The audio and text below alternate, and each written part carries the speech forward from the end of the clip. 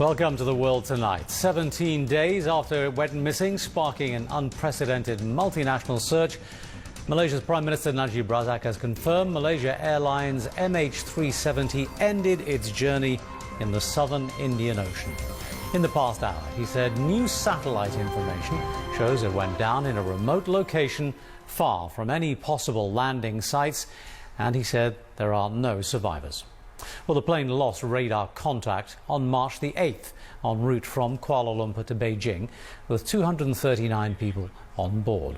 Malaysia Airlines sent out this SMS to family members of the missing passengers before the Prime Minister convened the news conference tonight. The message says Malaysia Airlines deeply regrets that they have to assume beyond any reasonable doubt that MH370 has been lost and that none of those on board survived. And the airline later released a statement to the media saying to family members there are no words that we or anyone else can say which can ease your pain. MAS promises to provide full support and assistance to the relatives of the missing passengers in the weeks and months ahead. And MAS says alongside the search operation there's an intensive investigation for which they hope they can provide answers. Based on their new analysis, Inmarsat and the AAIB have concluded that MH370 flew along the southern corridor and that its last position was in the middle of the Indian Ocean, west of Perth. This is a remote location, far from any possible landing sites. It is therefore with deep sadness and regret that I must inform you that according to this new data, flight MH370 ended in the southern Indian Ocean. Well, let's go live to Kuala Lumpur and our correspondent Melissa Go. Melissa, an unusually late prime ministerial press conference there, and in this context an unusually decisive one. Just tell us a little bit about the events of this evening and how they've gone down in KL. Timo, it's a sad day. You heard it from the Prime Minister just now with a heavy heart. He said he needed to break the news. He needed to, at the earliest opportunity, and share this piece of information out as quickly as possible out of commitment to openness and respect for the family members. Now, it's been heartbreaking past 2.5 weeks, but based on the new data analysis done by the commercial satellite provider Inmarsat and AAIB, the UK Air Accident Investigation Branch, the plane flight MH370 ended in the middle of the Indian Ocean west of Perth. Now, this is a remote location far from any possible landing site, and we can assume that the plane went down. And the Prime Minister also urged the media to respect the privacy of the family members, allow them time and space to grieve and mourn their loss. It is a difficult time for everyone here as well. Timo? What are the plans for the relatives, Mel? Well, Malaysia Airlines are telling us that we can now assume that the plane went down in the middle of the ocean, carrying 227 passengers, including 2 infants and 12 crew members, adding that Malaysia Airlines will continue to provide assistance and support to the family members. Now, I understand that Malaysia Airlines is arranging to fly some of these family members who want to go to Australia to leave immediately. Now, the ongoing multinational search, Malaysia Airlines also promised that will continue as they try to find answers to some of the questions that still remain. Police investigation as well will continue. They will try to get to the bottom of it. There was a text message that we mentioned from Malaysia Airlines earlier on that they sent to the relatives saying that the assumption is that no one has survived. But that statement didn't appear in the official statement from the airline. Is there a discrepancy here? How do we explain that?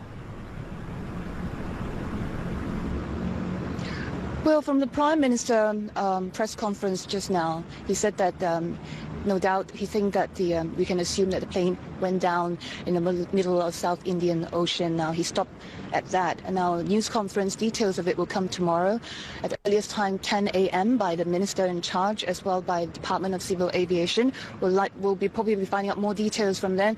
Now, you know, as I mentioned, it's been very difficult, and we really need to give them time to mourn and to grieve.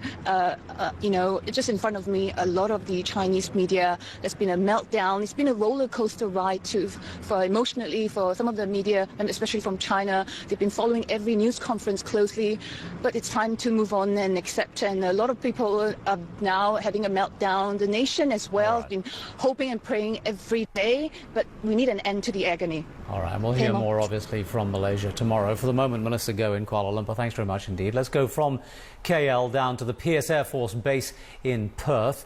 Jack Board is there. Jack, the search operation's obviously called off for the night. What are the plans for tomorrow, and what's the mood around Perth today? Well, we haven't heard any statement yet from the Australian authorities, the Australian Maritime Safety Authority, which has been coordinating this extensive search off the Australian coast. So no word yet from them. We do know that every plane has left the search area. That happened several hours ago, and none of them reported finding any of those objects that have been the focus of the search over the past couple of days. We did receive 2 new updates, 2 new leads in this story today, that there had been objects of note, suspicious items found on the surface of the ocean that did lead to some hope that indeed there may be a breakthrough in this story. And of course, the Malaysian authorities now assuming beyond reasonable doubt that indeed the flight has hit the water at some point within these search zones within the Indian Ocean. We understand before this news broke that there were to be 10 planes involved in tomorrow's efforts. That's a similar number to what we had today. That includes Japan and China's very high-tech surveillance aircraft, as well as the United States, Australia and New Zealand. As well, the HMAS Success is the huge vessel with over 200 personnel on board. It is in the vicinity of that search area. They'll be tasked with retrieving any objects. We haven't heard yet from Australian authorities if indeed they have been able to retrieve something tonight, and that's what's led to this announcement from the Malaysian Prime Minister. We heard also that there may well be a number of the relatives and family members on their way down to Australia. Any preparations underway to welcome them? Not that we've heard from so far, but of course we are expecting many of the families will be wanting to come to Western Australia. The closest mainland point from where their loved ones have seemingly perished, but no word yet. And of course we have to remember that it's not just Chinese families involved here. There were nationals from a number of countries, including Australians, who are on board that flight. So at this time, the hearts go out to the families throughout the world, and you can imagine there will be somewhat of a pilgrimage to Perth over the coming days, and a sort of farewell for those who have perished here. All right. Jack, thanks very much indeed. Jack Board live at the PS Air Force Base in Now, our China correspondent, Christine Lim, is at the Lido Hotel in Beijing, where the relatives have gathered, and she joins me now live. Christine, the reaction from the relatives where you are?